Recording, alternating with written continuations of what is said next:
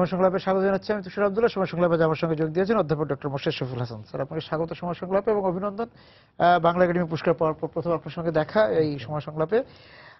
আলোচনায় যেতে চাই বই নিয়ে, যে আপনি মেলায় প্রায় নিয়মিতই যাচ্ছেন বা 4 দিন গেছে।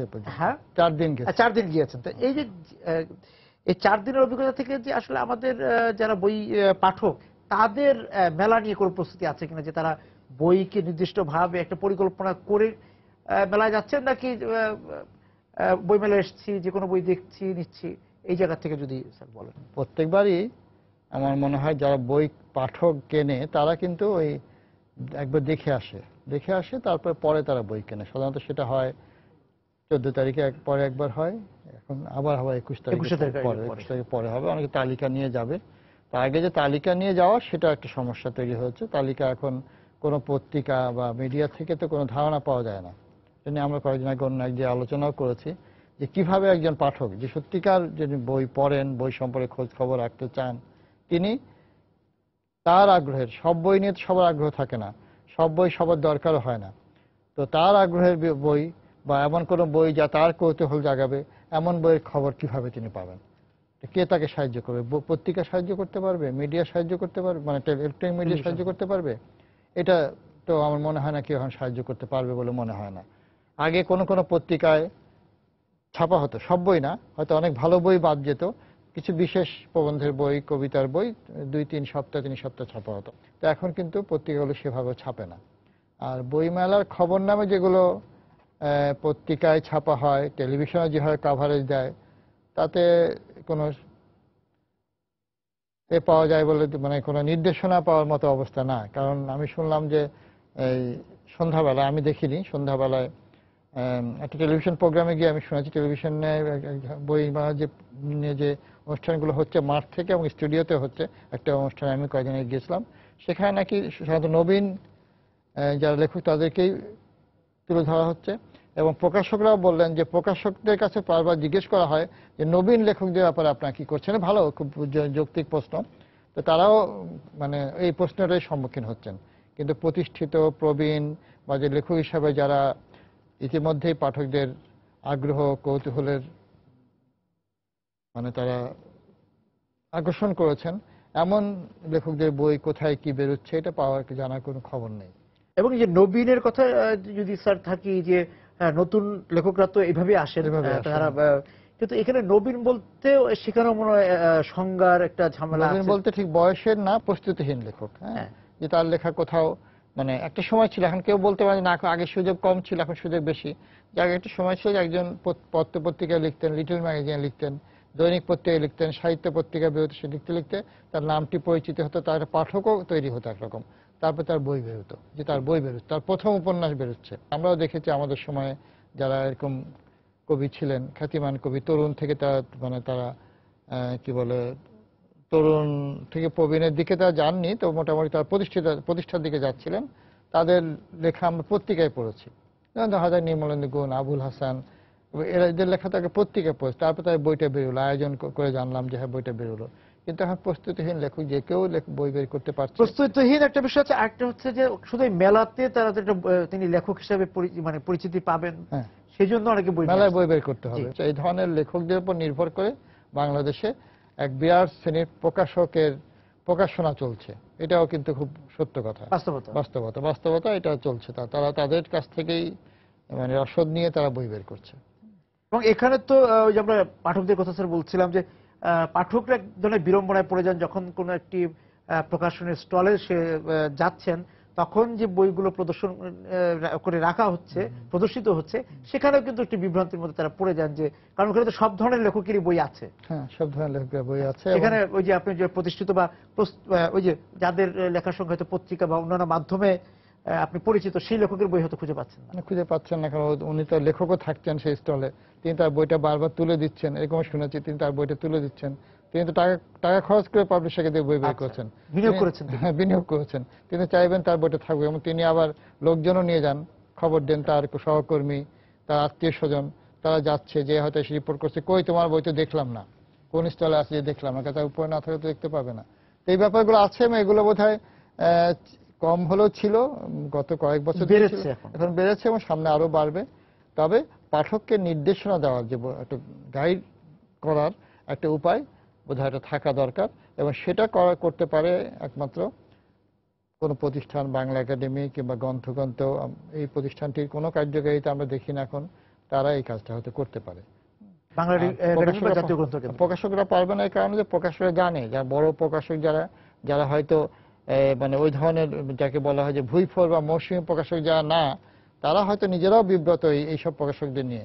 কিন্তু আমাদের যেমন সব ক্ষেত্রে, আমাদের দেশে সব ক্ষেত্রে যেমন একটা ভোটের রাজনীতির ব্যাপার আছে, সমিতির রাজনীতির ব্যাপার আছে, প্রকাশকদের কিন্তু ওরকম একটা ব্যাপার আছে। ফলে এই ভোটের রাজনীতির কারণে যদি দেখা যায় যে অন্তত ওই ধরনের প্রকাশকের সংখ্যা একটা বিরাট অংশ, তাও তাদেরকে তারা হ্যাঁ, বইমেলা আসলে দেখা যাচ্ছে যে অনেক আপনি অপরিচিত প্রকাশনী দেখা যায়, আবার যারা বই প্রকাশ করেন নিয়মিত ভাবে তারা আবার অনেক সময় স্টল পান না সেরকম।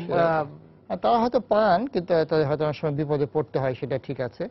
আর একটা বিষয় যেটা এবার আমি লক্ষ্য করলাম, কেউ কেউ বলে হচ্ছে, সেটা হলো যে শিশু অঙ্গন যেটা করা হয়েছে খুব ভালো শিশুদের জন্য, কিন্তু এখানে আপনি গেলে দেখবেন যে ভিড় অনেক, কিন্তু এখানে অনেক বই যেগুলো হলো মানে যেটা বলা হয় যে এক ধরনের পাইরেট বইও বলা হয়। আমি এই জায়গাটা স্যার আসবো, একটু বিরতি থেকে আসছিলেন শিশুদের বইয়ের বিষয়ে যে, এবং বিষয়টা হচ্ছে যে শিশু কর্নারে আমরা আপনি 4 দিন গিয়েছেন, আমি 2 দিন গিয়েছি, এবং দেখলাম যে অভিভাবকরা এসে খুব নির্দিষ্টভাবে বিভিন্ন টেলিভিশনে যে ধরনের অনুষ্ঠান বা সিরিয়াল ছবি দেখানো হয়, হ্যাঁ, সেগুলোর বই চাচ্ছেন। হ্যাঁ, সেগুলো বাংলা এসছে কিনা বা এরকম কোনো বই আছে কিনা, সেই চরিত্রের উপর বইগুলো চাচ্ছেন। না, ওখানে আমি অন্যভাবে দেখি যে একজন অভিভাবক তিনি বইমেলা তিনি হয়তো দুবারই আসবেন, বাচ্চাদের কারণে আসবেন। উনি নিজে হয়তো বই কেনেন বা কেনেন না, কিন্তু বাচ্চাদের জন্য বই কিনতে হয়। মেলায় এটা মেলায় এর আগে বাণিজ্য মেলায় গিয়েছেন, বই মেলায় আসবেন, তিনি পরিবার নিয়ে আসবেন, তার বাজেট আছে, বাচ্চাদের জন্য 500 টাকার বই কিনবেন ধরা যাক, তারপরে বেরিয়ে বেলুন কিনবেন, এটা তার অংশ, তার বিনোদনের একটা অংশ। তারপরে তিনি ফুচকা খাবেন, তার বাড়ি চলে যাবেন। তো এখন যখন তিনি যে শিশু অঙ্গনে যাচ্ছেন, সেখানে বাচ্চাদের যে হামলা পড়ছে, যে আলিবাবা 40 চোর, এটা একটা নামে বই আছে, এটা আমি খারাপ না, পড়বে। হ্যাঁ, আপনার ঠাকুরমার ঝুলি ধরা যাক, এটাই দেখা যায় হয়তো তিনজন প্রকাশকের বের করেছে, কিছুই না, তারা হয়তো ভারত থেকে বেরিয়েছে ইন্ডিয়ান পেটে, ওটাকে তারা কপি করেছে বা করে বের করেছে। ফলে এই বইটা হয়তো 100 টাকায় দিতে পারছে। সেই বইটাই কিন্তু অন্য প্রকাশক যদি বের করে, যারা আমরা মনে করি যে পেশার দায়িত্ব নিয়ে বইটা বের করে, প্রুফ দেখাতে হচ্ছে, অমুক হচ্ছে, তারা কিন্তু ওই বইটা হয়তো 250 টাকার নিচে দিতে পারবে না। তো ফলে ও 100 টাকা পাচ্ছে, আমি তো তাকে দোষ দিতে পারি না। কিন্তু একটা নীতিমালা থাকা উচিত, যেহেতু বইমেলাটা আয়োজক বাংলা একাডেমি, প্রকাশকরা এই সমিতি এই মেলার সঙ্গে যুক্ত, তাদের একটা নীতিমালা থাকা উচিত যে এটা বিক্রি হোক সারা দেশে, কিছু করার নেই আমাদের। রাস্তাঘাটে তো বই বিক্রি হয়, 800 টাকা বই 200 টাকা পাওয়া যায়, এবং এখন কেনা হয়। সরকারি কলেজগুলোতে আমি এরকম বই দেখেছি, পাইরেট বই কিনে কম পয়সা পাওয়া যাচ্ছে, তারা রাখছে।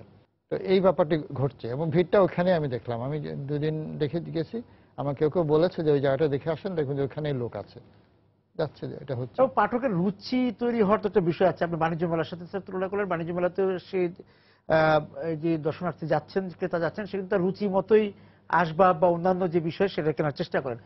সেক্ষেত্রে তো বই মেলাতেও তো বইয়ের একটা রুচি তৈরির যে বিষয় আছে। না, ওটা ব্যাপার নাই, কারণ বাণিজ্য মেলা আমি যেদিন শেষ বাণিজ্য মেলা আমি বাসার দিকে যাওয়ার সময় দেখলাম, শেষ দিন ছিল, আমি মানে দেখেছি, খেয়াল করেছি এরকম যে যত লোক বেরিয়ে যাচ্ছে সবার হাতে একটা করে ব্লেজার, মানে সেদিন ব্লেজারের দাম কমে গেছিল, কমিয়ে দিয়েছিল। হ্যাঁ, সবার হাতে, পুরুষ হলে ব্লেজার, আর মহিলাদের কি ছিল আমি ভালোভাবে খেয়াল করিনি। তারা নিয়ে বাসের জন্য দাঁড়িয়ে আছে, রাস্তা ক্রস করছে, আমি দেখলাম। এখন যদি বইয়ের ক্ষেত্রে এরকম কেউ করে ফেলে কখনো, যে সে আপনি এর মধ্যে দেখেছেন যে বই নিয়ে আপনার আগের থেকে ছিল ক্যালেন্ডার, ছোট ছোট পকেট ক্যালেন্ডার বের হয়, কেউ ক্যালেন্ডার বের করে, পোস্টার, এবার টি-শার্টও দেখা যাচ্ছে এখন। তো এখন যদি কেউ এরকম ঘোষণা করে কোনো প্রকাশক যে আমি তো লেখকের কাছে টাকা নিয়েছি, আমি বইগুলো আমার স্টক শেষ করে দিব, তো যদি এরকম দেয় যে এই বই আপনার বেশি দেওয়া হচ্ছে, তাহলেও বোধহয় আমার মনে হয় যারা নিয়ন্ত্রণের দায়িত্ব তারা নিয়ন্ত্রণ করতে পারবেন না। সেটা একটা বাণিজ্যিক দিক, কিন্তু এই যে একটা পরিবারের তো পড়াশোনা লেখাপড়া চর্চার বিষয় আছে। বললাম পঠন পাঠের দিক থেকে ঠিক আছে, কারণ এখন আবার ফটো করার ফলে আর ওগুলোতে ভুল থাকার সম্ভাবনা থাকে না, যদি ভালো জায়গা থেকে করে সম্ভাবনা থাকে না। কারণ শরৎচন্দ্রের বই গল্পগুচ্ছ আপনি ওই হতে পাবেন, পুরো বই মেলা আপনি 30 জন প্রকাশকের কাছ থেকে পাবেন, তাই না? আর একজন গল্পগুচ্ছ কিনে নিয়ে যাচ্ছে, আমি কি দোষ দিতে পারি যে গল্পগুচ্ছ কিনে নিয়ে যাচ্ছে? কিন্তু যিনি পেশাদারি দৃষ্টিভঙ্গি থেকে গল্পগুচ্ছ বের করছেন, রুচির কথা বলছেন, একটা ভূমিকা সংযোজন করছেন বা এই ধরনের কাজগুলি করছেন, তার বই তো ওই দামে দিতে পারবেন। আসলে পাইরেটেড পাইরেট ছাড়াও একজন কম দামে দিতে পারছে, খুব ঠেসে ছাপছে, কোনো মার্জিন নাই, সৌন্দর্য নেই, অমুক নেই, ছাপছে, বাঁধায়ও খুব ছোট অক্ষরে লুজ বাইন্ডিং, ছোট অক্ষরে, তার দামটা কম। আর যে খুব সুন্দর করে ছাপবে, এটা তো প্রকাশনাকে ক্ষতিগ্রস্ত করছে, প্রকাশনা শিল্পকে। আর যে খুব সুন্দর করে ছাপছে, অলঙ্করণ করে ছাপছে, তার দামটা বেশি। এটা সব ক্ষেত্রে আপনি ধরেন রবীন্দ্রনাথের যদি বা ছোটদের লেখা, কিংবা আপনি ধরেন সুকুমার রায়ের বই, অজস্র জায়গায় আপনি একই বই পাচ্ছেন। তারপরে আপনি এখন ধরেন যেগুলো ধরেন গোপাল ভাঁড়, এখন টিভি সিরিয়াল হচ্ছে, অনেকে দেখছে। গোপাল ভাঁড়ের যদি আপনি বই বের করে আপনি ছেড়ে দেন, ওটা আপনি যে দোকানে যাচ্ছেন এখান থেকে পাচ্ছে, এখানে কিনেছে, পাশের দোকান হয়তো ওটাই একটু ভালোভাবে আছে, সেটা বা জাসুদ্দিন হজ্জা, এই তার গল্প 5টা দোকানে আপনি পাবেন, ইসবের গল্প 5টা দোকানে, 10টা দোকানে। তো এটা আপত্তি করার কিছু নাই, কিন্তু আমি কোনটা কিনবো, কোনটা ভালো, সেই ব্যাপারটি কিন্তু এর কোনো পরিকল্পনার মধ্যে নাই। আমি যে জায়গাটা স্যার থাকতে যাচ্ছি, সেই জায়গাটা হচ্ছে যে মানে পরিবার থেকে তো একটা রুচিবোধ তৈরি হবে যে ছেলেমেয়েরা কি ধরনের বই পড়বে, সেটাই তো তারা যে চাচ্ছে। এবং পরিবার থেকে একটা ধারণা দিয়ে দেওয়া হচ্ছে যে ছেলেমেয়েরা এই কিছু কিছু বই আছে যে ওই বিষয়ের উপর, ওই ধারণার উপর বই পড়লেই তার ছেলে মেয়ে তো এক ধরনের বই তো পড়ছে, প্রতিযোগিতায় টিকতে পারবে, গণিত অলিম্পিয়াড, ভাষা প্রতিযোগিতা, এগুলি তার ভালো করবে, কল্পকাহিনী, বা পরে কম্পিটিটিভ পরীক্ষাতে আউট নলেজ বাড়বে। একটা হলো আউট নলেজ বাড়া, মানে তার তথ্য সে অর্জন করতে পারছে। কম্পিউটারের উপর অনেক বিক্রি হয়। আর এখন যে আপনি বললেন যে সিরিয়াল যেগুলো হয়, সিরিয়ালের কাহিনী নিয়ে যে বই, সেগুলো বিক্রি হয়।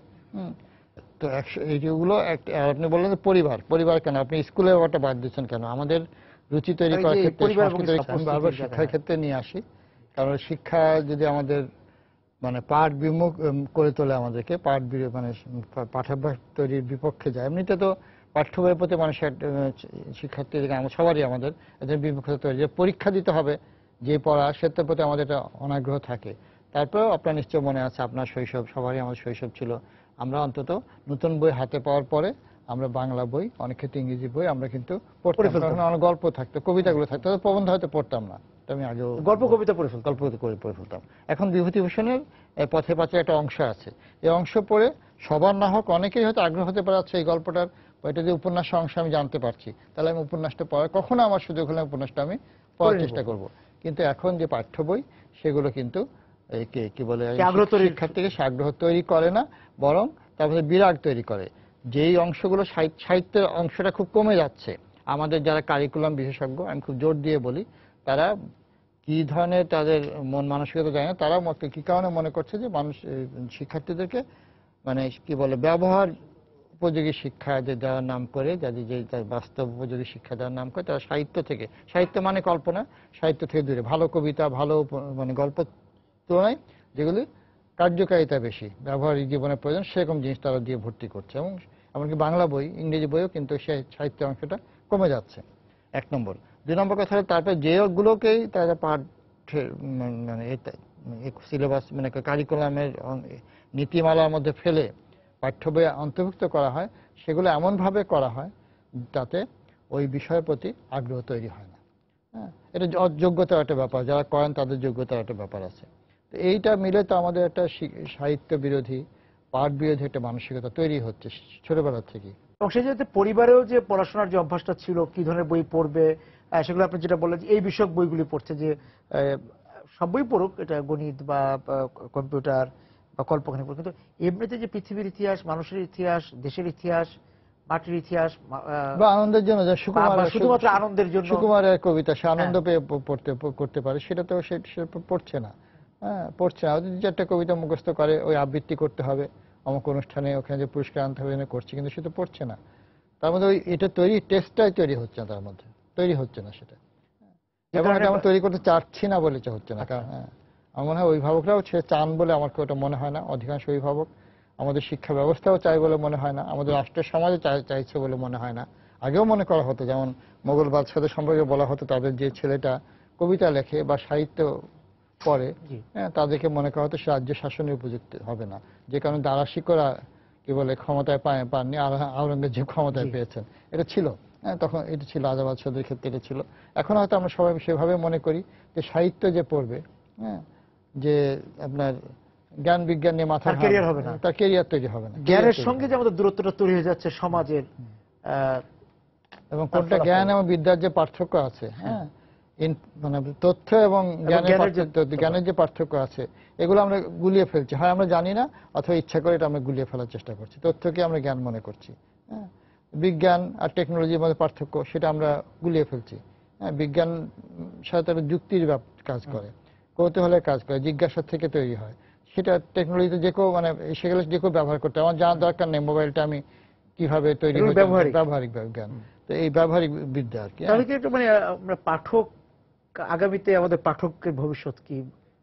পাঠক তৈরি হচ্ছে নানা বিকল্প ব্যবস্থা পাওয়ার, মানে আপনার লাইব্রেরি ছিল, লাইব্রেরিগুলো আপনি দেখেছেন একটি পত্রিকায় ধারাবাহিকভাবে ঢাকা শহরের পাঠাগারগুলোর কাহিনী, মানে এখনকার অবস্থা মানে রিপোর্ট হয়েছে।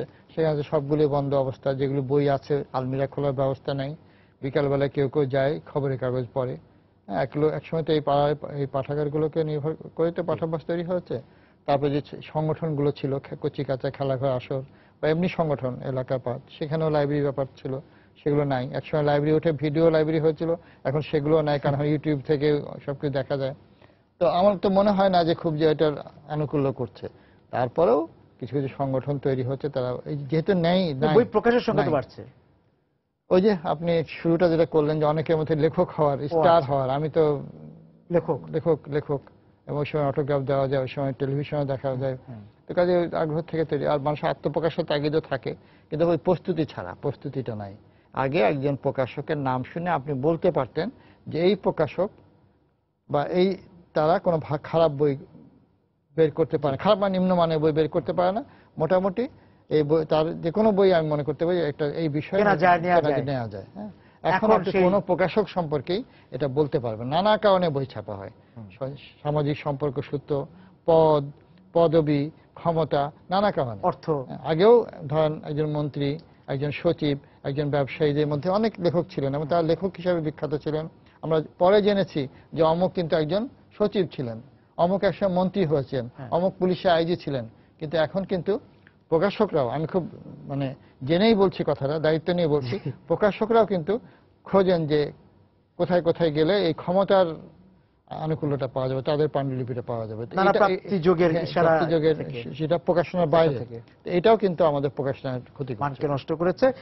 বিরতিতে যাব, ফিরে এসে আলোচনা করতে চাই এবারে যে বইমেলার যে আয়োজন সেটা নিয়ে। বলবেন যে এবারও দেখা গেল যে সরাদ উদ্যানে আরেকটু বড় পরিসরে করা হয়েছে, কিন্তু আগের চেয়ে এবার অনেক মানে একটা দাবি ছিল যে এরকম যে ওইখানে বাংলাদেশের অঙ্গনে হতো, দাবি তো ছিল যেটাকে সম্প্রসারিত করা, এবং এত স্টল হচ্ছে যে ওখানে আর হবে না, অন্য জায়গায় করা। এটা নিয়েও কিন্তু অনেক বাধা এসছে এক সময়, যে বাংলাদেশের অঙ্গন থেকে বের করাটা ঠিক হবে কিনা। বেরিয়েছে, তারপরে কিছু অংশ ওখানে রয়ে গেছে। লিটল ম্যাগাজিন চত্বর নিয়ে অনেকে এখনো কথা বলছেন, ফেসবুকে আমি দেখেছি যে এটা অন্তত এদিকে থাকা উচিত। আবার কোনো কোনো স্টল, মানে বাণিজ্যিক স্টলও অন্য কারণে, ঐতিহাসিক কারণে রয়ে গেছে এখানে। সরকারি সংস্থাগুলো, এনজিও রয়ে গেছে। এখন বইমেলায় দুই ভাগ করা, অনেকে আছে এদিকে এসে ওদিকে যাওয়া হয় না। কারণ বইমেলা তো হয়তো আমি 4 দিন গেছি, বা এখানে আরো 3 দিন যাবো, আপনিও এরকম হয়তো এরকম যাবেন। তা আমাদের তো কিছুটা যোগাযোগ আছে। তারপরেও তো একজন লোক যে দূর থেকে আসবে, একদিন হয়তো আসবে, 2 দিন আসবে, তারপরে 2 দিন যাওয়াটা কঠিন, লাইন দিয়ে ঢুকতে হবে। বাংলা একাডেমিতে এখনো যাচ্ছেন, যাচ্ছে না, ওখানে অনেকে যান, ওটা শেষ করে চলে যান, এমন ঘটনা ঘটে। তো এটা চিন্তা করার বিষয় আছে। আর একটি কথা, মানে আমি আরো কয়েক জায়গায় বলেছি যে বই মেলা প্রবেশের ব্যাপারে প্রবেশ টিকিটটা চালু করা উচিত। একবার চালু করার উদ্যোগ নেওয়া হয়েছিল, কিন্তু নানাজন বিবৃতি এটা বন্ধ করেছে নাকি আমি জানি না কেন। এটা 21 চেতনার পরিপন্থী হয় বইমেলায় টিকিট কেটে যাওয়াটা, আমি এই ব্যাখ্যাটা আমার কাছে নাই। এটা হলে কিন্তু এই যে আজকে যে অনেকটা বাড়তি ভিড় বিশেষ দিনে, যে কোথাও যাওয়ার নাই, বই কিনতেও নাই, বই দেখতেও না, বইয়ের গন্ধ নিতেও না, জায়গা আছে ওই খোলা জায়গায় ঘুরে আসি। এইটা মনে হয় কমবে, কারণ একবার টিকিট কেটে 10 টাকার টিকিটও যদি হয় 2 দিন 3 দিন 4 দিন কেউ যাবে না, এটা কমে আসবে। এই টাকাটা কিন্তু অন্য কাজে লাগানো যেতে পারে, প্রকাশনার উন্নতি বা নবীন এই তরুণ লেখকদের কথা বলছি, তাদের জন্য কোনো বিষয় কিছু করা, প্রণোদনামূলক কিছু করা যেতে পারে। প্রকাশকরা এরকম কথা বলেন তো এটা করা যেতে পারে। আরেকটা কথা হলো যে আমাদের এই কথাটাও বারবার আসে যে বাংলা একাডেমি বইমেলাটা করে, দায়িত্ব তাদেরই। হ্যাঁ, তো আমি বলছি না যে বাংলা একাডেমি আজকে ছেড়ে দিলে প্রকাশকদের পুরোদিত, এটা কিন্তু কথাটা আসে যে বাংলা একাডেমির দায়িত্ব কি বইমেলা করা কিনা। অবশ্যই বাংলা একাডেমির দায়িত্ব এটা না। বাংলা একাডেমির দায়িত্ব, এই দায়িত্ব নিয়ে মানে বাংলা একাডেমি প্রতিষ্ঠিত হয়নি এই লক্ষ্য নিয়ে, তাই গবেষণার কাজ এবং এই বইমেলা করতে গিয়ে তাদের প্রায় বইমেলার আগে 1 মাস, বইমেলার পরে 1 মাস, বই বিরাট সময় মানে বছরে 4 মাস চলে নষ্ট নষ্ট হয় আর কি। তবে তারাও এটা বোধহয় ছাড়তে খুব আগ্রহী হবে এটা আমার মনে হয় না, কারণ এতে লাভালাভের ব্যাপারও আছে নিশ্চয়ই। আর প্রকাশকরাও মানে এটা এখন নিতে পারবে কিনা, কারণ ছোট ছোট প্রকাশককে বলেছে এখন তো আমরা স্টল পাই, যদি প্রকাশকরা সমিতি করে তারা হয়তো বঞ্চিত হবে এরকম মনে করে। তবে এই চ্যালেঞ্জটা ফেস করতে হয়তো প্রথম 2-1 বার সমস্যা হবে, তারপর সমস্যা থাকবে না। তো আমার বক্তব্য হলো সংস্কৃতি মন্ত্রণালয়ের তত্ত্বাবধানে বাংলা একাডেমি কিংবা গ্রন্থকেন্দ্র আমাদের প্রতিষ্ঠান আছে, তার সব অবকাঠামো নাই, ওই লোক বলো নাই, এটা কি কেন রাখাও যায় না, তাদেরকে যদি ইনভলভ করে এই কাজটা করা যায় তাহলে প্রকাশকদেরও দায়িত্ব পারবে। এই যে আজকে বললাম যে একটা শিশু অঙ্গনে কি হয়, পাইরেট বইয়ে ভর্তি বা অমুক টমুক, এখন তারা কি করে, এরকম যখন 2-1 দিন পর দেখে তখন বাংলা একাডেমিকে তারা নালিশ করে, বাংলা একাডেমি সেখানে ইন্সপেকশন করে দেয়, করে বা পাইরেট বইয়ের ক্ষেত্রে হয়, তখন পার্টিসিপেশন থাকবে প্রকাশকদের এবং বাংলা একাডেমির, তখন হয়তো এগুলো নিয়ন্ত্রিত হবে। ভুইফোর প্রকাশকদের যে বড় কথা বলছি বা মৌসুমী প্রকাশকদের যে কথা বলছি, আমার মনে হয় এটাও নিয়ন্ত্রিত হওয়ার সম্ভাবনা হতে পারে তখন, এই যদি এই ব্যাপারগুলো করা হয়। তাহলে কি এই যে মেলা ফেব্রুয়ারিতে শেষ হয়ে যাবে এবং তারপরে যে আন্তর্জাতিক ঢাকা বইমেলা একটা উদ্যোগের বিষয় থাকে, হ্যাঁ ওই যে আন্তর্জাতিক ঢাকা বইমেলা নানাভাবে, মানে এই যে মেলার উৎসব উদ্যোগ সেগুলো তো এই ফেব্রুয়ারিতে শেষ হয়ে যাচ্ছে। না, আমাদের দেশে বিপণন, হ্যাঁ বিপণন একসময় যে বইটা বাইরে যেত, এখন আপনি সিলেটের কয়জন মানুষ বা কক্সবাজারের কয়জন মানুষ, বগুড়ার কয়জন মানুষের মেলা উপলক্ষে আসে, খুব অতি যে আগ্রহী যে কেউ হয়তো আসে, পরিবারের একজন সদস্য আসছে, কয়েকটা বই কিনে নিয়ে যাচ্ছে, সবাই তো আসতে পারছে না। কাজে এই বিষয়টি প্রকাশকদের সাথে আলোচনা দেখতে হবে। এবং একটা কথা প্রস্তাব, যে জাতীয় গ্রন্থকেন্দ্রের কথা বললেন যে অনেক জেলাতে এখনো মেলা চলছে, আমি চাঁদপুরের কথা জানি, জেলায় এই ফেব্রুয়ারিতেও মেলা চলছে, মার্চেও হবে, জেলা প্রশাসন করছে, এবং সেখানেও কিন্তু ঠিক যে বইগুলো যাওয়ার কথা সে বই যাচ্ছে না। মুক্তিযুদ্ধের মানে আপনার ডিসেম্বর মাসে, মার্চ মাসে মুক্তিযুদ্ধের উৎসব হয়, সে উপলক্ষে মেলা হয়, সেখানে মুক্তিযুদ্ধ বিষয়ক বইগুলো থাকে। কোনো কোনো প্রকাশক যায়, কোনো কোনো প্রকাশক আগ্রহ দেখায় না, তাদের লোকবল পাঠিয়ে তাদের পোষায় না, তারা বলে পোষায় না তাদের, এটা একটা ব্যাপার। তো এই জেলা প্রশাসন একটা আয়োজন করে, এটা হলো একটা ফর্মালিটির অংশ, যেটার মধ্যে অন্য কিছু থাকে, হস্তশিল্প যেমন থাকে, বই থাকতে হবে, এটা তাদের অংশ। কিন্তু এতে ওই বিপণনের কাজটা হচ্ছে না, একেবারেই হচ্ছে না। আর আগে যেভাবে 1-2 জন প্রকাশকও সারা দেশে মেলা করতেন, মুক্তধারার কথা আমরা বলতে পারি, সেই উদ্যোগ নিয়ে যদি এখন আপনার কথাতে আসতে হয় যে লেখকের যেমন প্রস্তুতিহীন লেখক, একইভাবে আমাদের বইয়ের বিপণন, বই প্রকাশনা সবই এখন প্রস্তুতিহীন পাঠকও, কারণ পাঠকের প্রচারণা ঢক্কানি না দেশে বিভ্রান্ত হচ্ছে, হ্যাঁ কোন বই তার উপায়ও নাই, এবং সে তাদের বিভ্রান্ত হচ্ছে। এই অপ্রস্তুত অবস্থা বা এই অপ্রস্তুত অবস্থা বা আশা রাখতে পারি, আশা রাখতে হবে, আশা রাখতে পারি জ্ঞান চর্চায়, যে আপনি যেটা বললেন যে জ্ঞান এবং তথ্য, বিজ্ঞান এবং কারিগরি বিষয়, এই বিষয়গুলিতে আসলে একটা সমাধান হওয়া উচিত, যে আসলে আমরা এটা কিভাবে দূরত্বটা কমাবো। স্যার আপনাকে ধন্যবাদ আজকে আমাদের সঙ্গে যোগ দেওয়ার জন্য। দর্শক যারা ছিলেন আজকে সময় সংলাপের সঙ্গে এই আলোচনায়, আপনাদেরকে ধন্যবাদ জানিয়ে শেষ করছি আজকের সময় সংলাপ। দেখা হবে আগামী দিন।